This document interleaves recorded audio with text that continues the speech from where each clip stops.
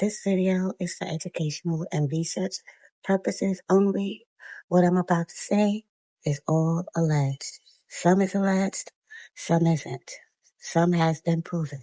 But let's go.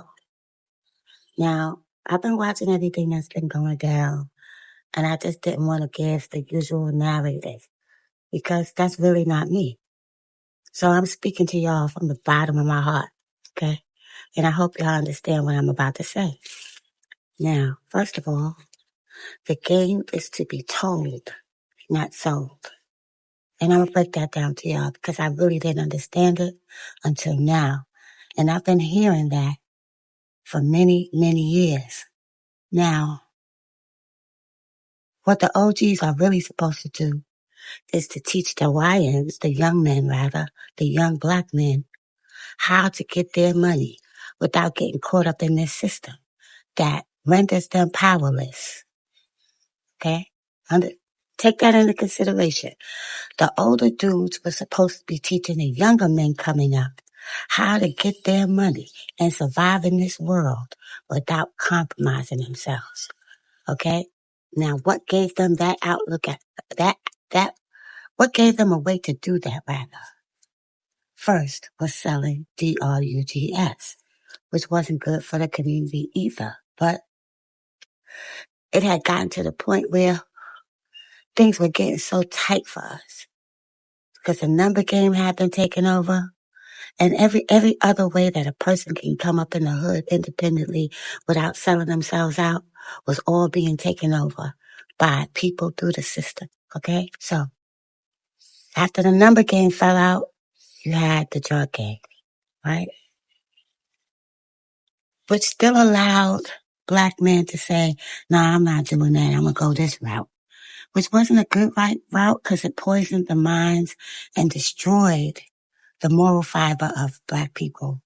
And that shit has lasted for a long time, especially the crack era.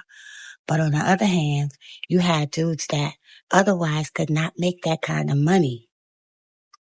Making money, taking care of their families, buying businesses, taking trips whenever they felt like it, doing whatever they wanted, walking around with $30,000 in their pocket, $50,000 in their pocket every day, every week, which was unheard of.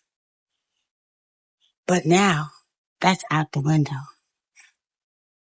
It seems as if they have taken all the ways to get up out of the hood independently away and gave it to other groups and ethnicities in the hood, such as GAY people and stuff like that. So some people had to take that route in order to survive. Okay, they had to go to them now. They have to go through them because they've been given all the money and the resources. Then you got hip hop.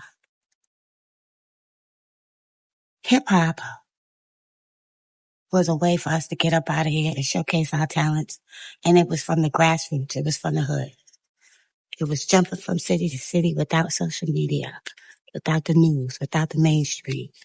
And it was blowing up by itself. But then that was taken over. And then you had people who wanted to go further than they had been. They wanted to make more money. They wanted to be more famous.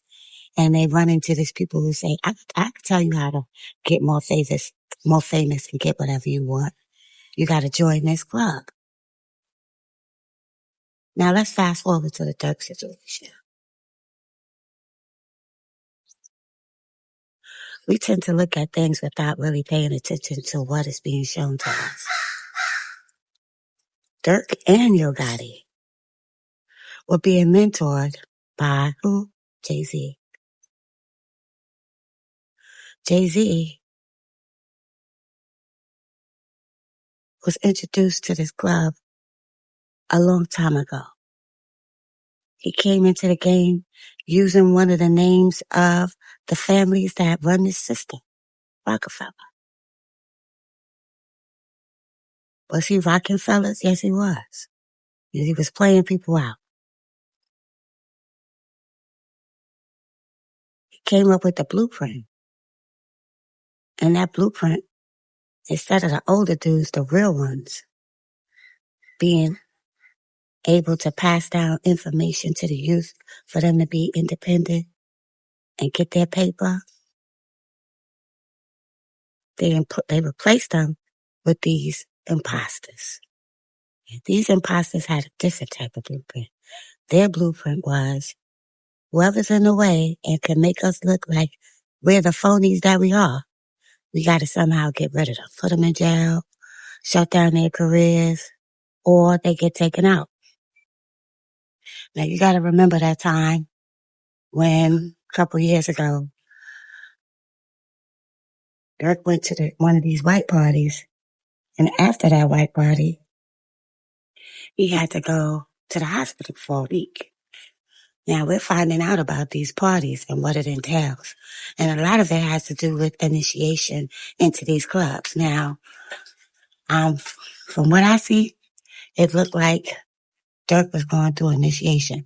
And I'm going to tell you one of the clues that's given when they're going through initiation.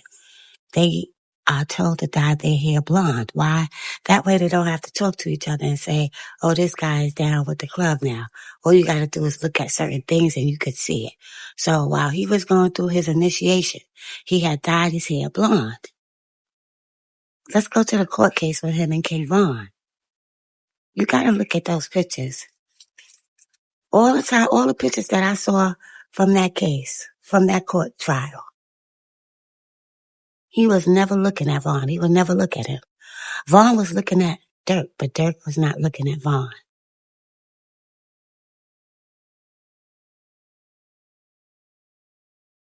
Vaughn was finding out about this club shit, I believe. That's what I believe in my heart. He was putting it together. He didn't know who to trust anymore, who he could tell about this. Maybe he told a couple people, and maybe that's why he had Slutty and Louie with him, because maybe he didn't trust the other dudes that was there. I'm just assuming that.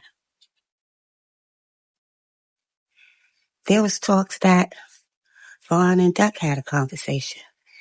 I don't know. Hopefully one day that conversation may come out. But I believe Vaughn and Duck was finding out about that industry at the same time. Why? Because you got to listen to I'm from 63rd when Duck responded to Vaughn and told him that Duck was going to sacrifice him, which means that Duck was doing his own research. You're not just going to come out with that out of the clear blue sky just to put in your rhyme. It's something that you was aware of. Because a lot of people think that Duck was absolutely right. So that means Duck was finding out what was going on. And I believe Vaughn was because of that trial. He saw how Duck was acting. And isn't it convenient how they told them that they couldn't be around each other? Because I think Vaughn would have eventually confronted Duck about the way he was acting during that trial. And some of the things he may have done that we probably don't know to this day. And Yo Gotti, I looked at the numbers around the Dolph case. How they offered him $22 million. He turned it down.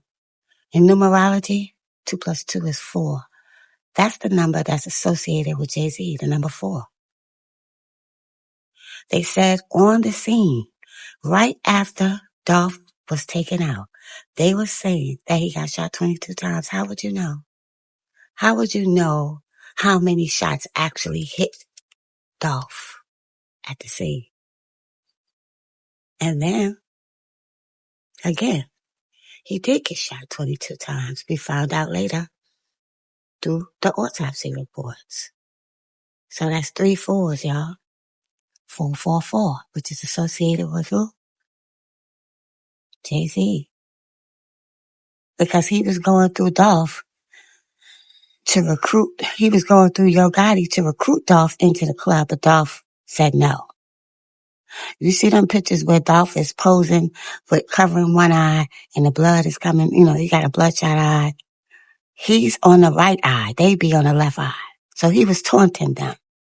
Dolph knew what they was trying to do to recruit him into these clubs. It's way deeper than what y'all think. And in order to understand what has been done, you have to understand who we are. We are not what they are telling us that we are. It's a reason why this world is obsessed with us. We've been misled. We are here to make sure the ground rules are being followed, but they have lured us into not following the ground rules, the rules from the Most High, the Creator that created all of us. So when you see these dudes like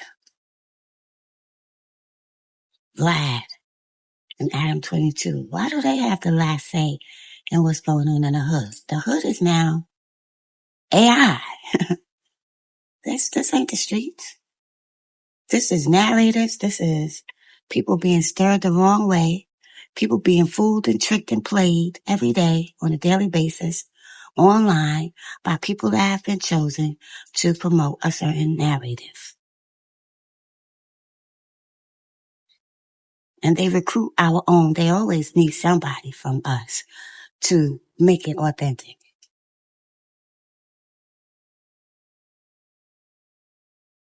And people need money. People don't want to be in the hood struggling. So some people fall for that.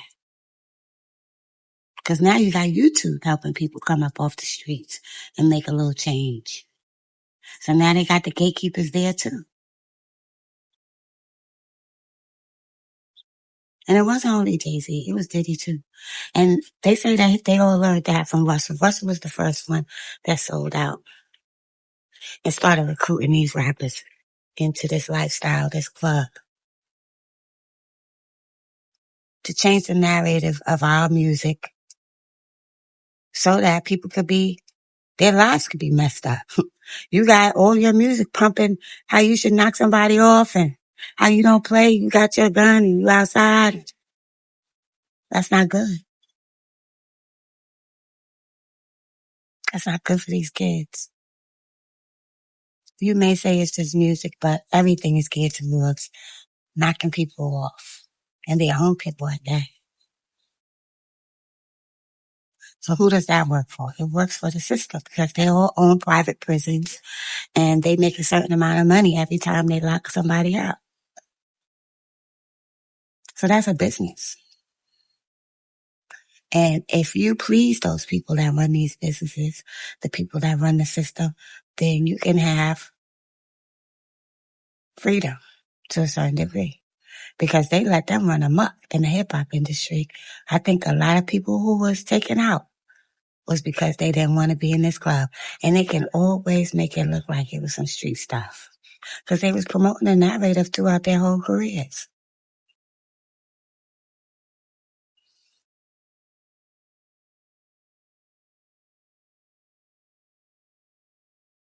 Now I can go deeper, but this is why I can't get monetized, y'all, because I don't be up here bullshitting. I've been around too long to just look at things from the surface. I've been around and I always analyze.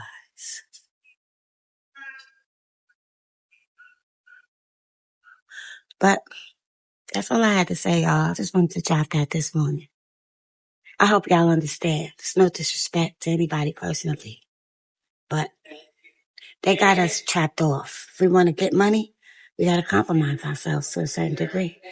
If we want to get money from a certain genre of work. Peace and love.